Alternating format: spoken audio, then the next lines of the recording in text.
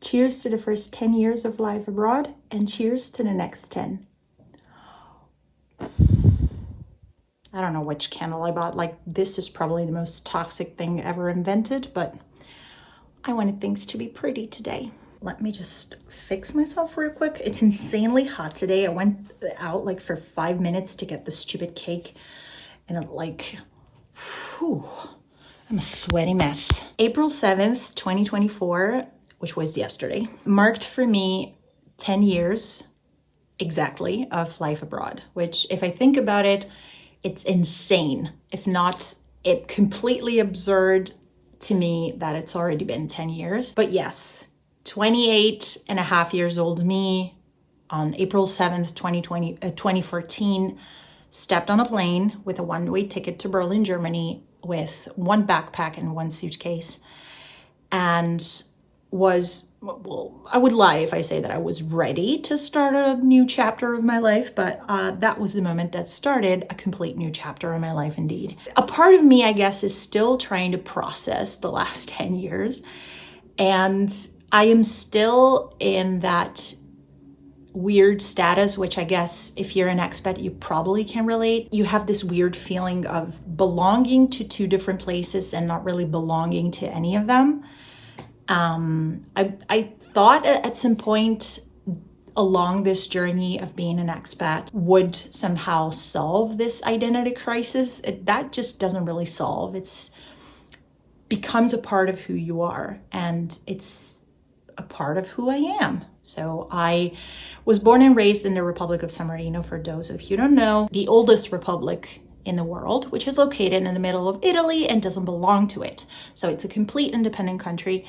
And that sounds great and it's fantastic and I'm really proud of that. But when it comes to moving abroad and trying to build yourself a life outside of those borders, it becomes really, really hard. It's not even a member of the European Union. So everything I knew from even before starting all of this, I knew it was going to be insanely hard, bureaucratically speaking. If you move as a European citizen within Europe, I'm not saying that it's easy, because if you leave your whole life behind, your family, your friends, everything that you have certainly known to that point of your life, even if it was a bad thing, even if you hated it, it was still part of your comfort zone, because it was what you were used to. So I'm not saying that this is easy at any point.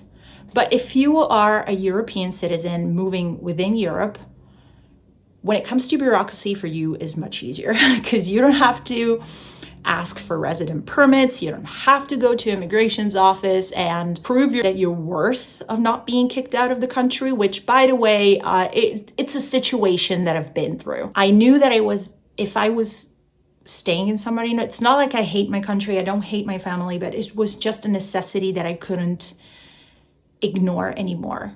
After university, I moved back to San Marino, and it was a really tough time for me because I didn't really want that.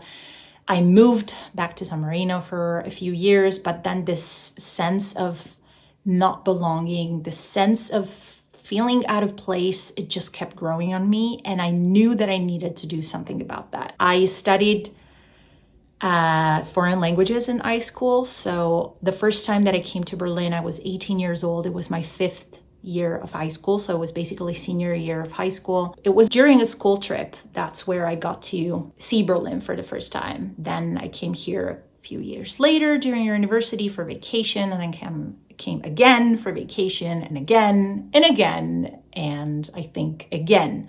So it was a total of 5-6 times. And this is the only place so far, probably another city that just left me pretty much the same vibe, but this is the only place that I could really picture myself living in.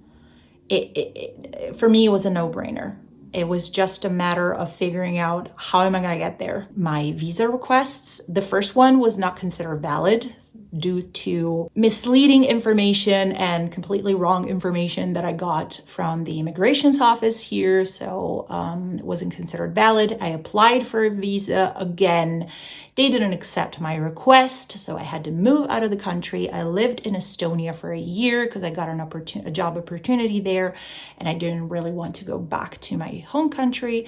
So I lived in Estonia for a year in Tallinn, and then as soon as I got the opportunity to try to move here again, I took it. It's been a lot more than you can imagine. I am no longer together with the person that I moved here to, like, in the first place. Lots of things has changed. I've been through 3 jobs, 4 if you count the first weird year I was working in a ice parlor, whatever.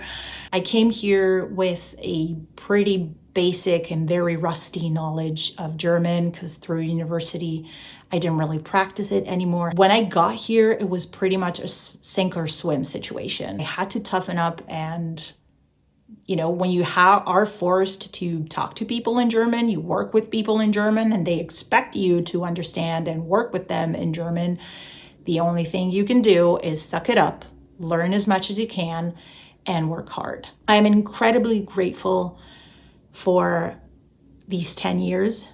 I'm incredibly grateful to the city, which I still love, even though it's not the same city I fell in love with. If you live here, you know what I'm talking about. This city is deeply changing. It's losing its identity due to capitalism, gentrification, and I don't necessarily like it, but apparently it's a plague. This is happening everywhere. Prices are increasing. I know that I'm a part of the problem because I too am gentrification, but I've seen different things in the city. When I first came here, it was much different, but I love my life here. I wouldn't change it for the world. I worked hard for it. I am grateful for every single, and I mean it seriously. It's not a freaking cliche. I mean it seriously, because even the bad experiences, and especially the bad ones, made me learn so much. And I think I've been able to grow as a person and learn as a person more in the last 10 years of my life than I ever did. The last 10 years were the ones where I could really flourish as a person, I guess. I hope I'm better than when I came here in the first place. I hope I will continue to get better. And I'm incredibly grateful for the past 10 years, even if this means that I don't get to see my parents very often. And this is something that if you left your life behind, it's not something that you necessarily get at peace with. You left your friends behind, you left your identity and a part of yourself behind to jump into freezing cold water and in the unknown. It's not always easy, but I would lie if I tell you that it hasn't been like the most rewarding thing I've ever done. When you like hit a sort of milestone, like it can be 5 years or 10 years, it's inevitable to ask yourself questions or try to make an evaluation of how things have been so far, what you have achieved, what not. And I don't want to look at, like practical achievements in terms of, oh, I have a fancy job. For me, it's just more a thing of taking a moment to stop, or a day to stop, look back roughly at what these 10 years have been, and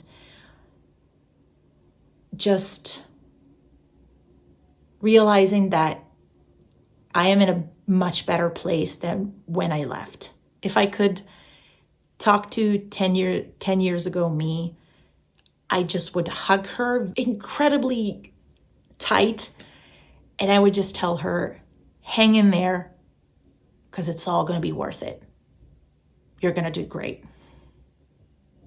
So, yeah, I got things to do and a cake to eat. So, cheers.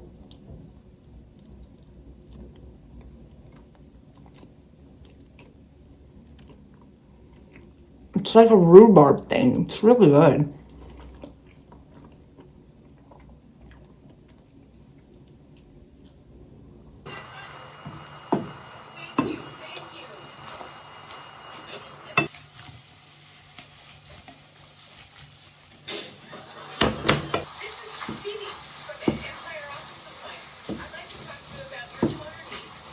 This is so good. So good. Spinach, a pot of hummus that actually expired 2 days ago, but it was still perfectly fine to eat. And then I used some gnocchi that I found 30% off because they were about to expire. Cooked the spinaches first, then cooked the gnocchi in the frying pan, just a tiny bit of vegan butter. Then used the hummus as a sauce and topped it off with some white sesame seeds. This is the bomb. Highly recommend it. So good.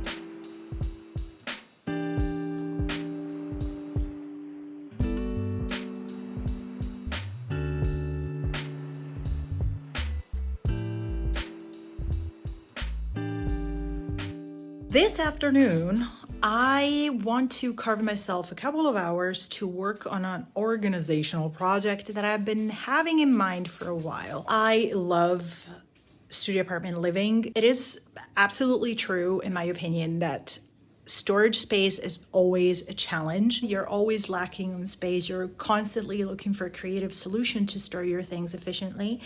And in the last few weeks, I had the feeling that things can definitely be improved in here. And I am planning to do this without purchasing anything. I'm just trying to reorganize things and use what I already have to maximize the storage in here. I've identified two main problems. The first one is that I am using, in some cases, valuable space in a wrong way, wasting it for things that don't necessarily need to be stored there. I have much more important things that would need that storage space, and I could move the things that I am unsure of keeping or I don't need very often or too often and move them somewhere else to gain valuable space or to make more space for things that I actually need to store in there. And the second point is that indeed some of the storage space that I have available is wasted. Let me give you a couple of examples. Example number one would be the storage underneath my bed. If you have been following me for a while, then you know that I swear by these storage containers that I have underneath my bed. They're so insanely helpful and they make me save so much space that I could definitely rearrange things in order to make more space for things that I actually want to keep underneath my bed, and things that I don't have to reach for too often can be easily moved somewhere else. And example number two would be my clothing rack, and especially this hanging shelf unit. For example, this first shelf and the bottom one are basically half empty. And I hate to say it, even this one. And I hate to say it, but things can definitely be organized much better to make things more efficient and also kind of like a little more aesthetically pleasing, because I've been piling things here and there where I don't really have a lot of space. So definitely I need to reorganize a few things. I'm planning to work with things that I already have, just move them around.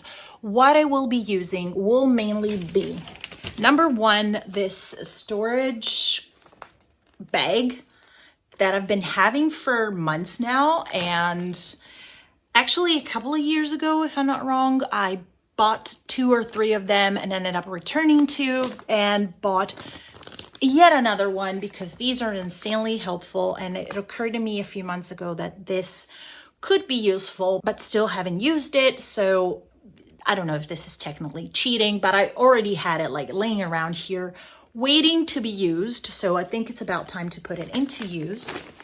Then I'm planning to use, well, this. Sure, you might point out, well, Jenny, that's a suitcase, but that's exactly my point. A suitcase is something that we use to store things when we travel. But when we don't travel, it's actually an empty container laying in there untouched and unused. So I thought, wouldn't it be genius to actually use this as a, part-time or temporary storage space for things that I'm unsure about keeping. I only ever travel with my suitcase like 2-3 times a year, so I don't need it permanently. It's not something that I'm reaching for too often. So if I'm putting things in here and then I end up having to use my suitcase, I can easily remove the things in there, store them in a bag for the days that I'm away, and then re-put them in here if I still happen to have some laying around once I'm back.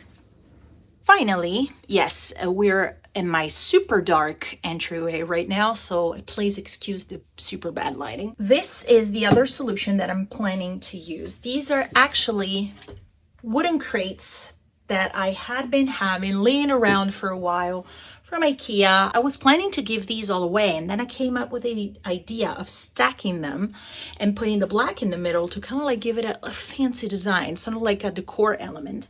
But by stacking them, I automatically get, it's like an additional piece of furniture that allows me to store things in here. So the things that I need to keep close to my entryway, for example, I don't know, the umbrella, for example, why do I have to keep it on my clothing rack? Isn't it much better to keep it here close to the entryway so it's easy to grab when I'm leaving and I know that it's raining? This is what this afternoon is going to be about. Reorganizing, rethinking for free.